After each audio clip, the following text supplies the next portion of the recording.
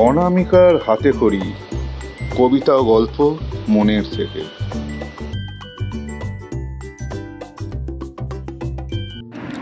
আজকের কবিতা মা লক্ষ্মী। মায়ের সাথে মা লক্ষ্মী এসে ছিল চুপটি করে বসে। দেখে আমাদের পুজো মায়ের ভালো লেগেছে, তাই কয়েকদিন পরে মা লক্ষ্মী একাই আসবে বলেছে।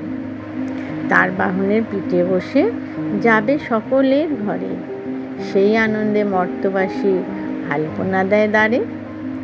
পূজার জন্য কিনে আনে ফল ফুল আর নানা উপকরণ, উলুধ্বনি শঙ্খধ্বনি দিয়ে আহ্বান করবে নারীগণ।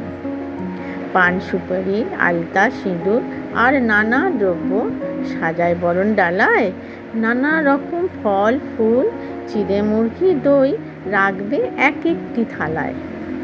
এসো মা লক্ষ্মী, বসো মা লক্ষ্মী, দাও গো ধনধান, সবাই মিলে গাইব মোরা মা লক্ষ্মীর গান।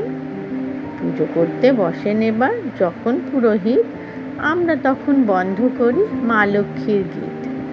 কারণ মা লক্ষ্মীর পুষ্পাঞ্জলির মন্ত্র বলতে পাঁচালি শুনতে হবে মন দিয়ে, তারপর ভক্তি ভরে প্রণাম করে প্রসাদ নেব খেয়ে।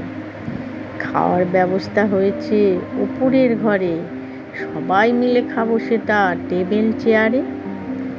খাওয়ার লিস্টে আছে জানো আলুর দম লুচি মিষ্টি, তাই খাওয়ার পরে আছে সবারই দৃষ্টি।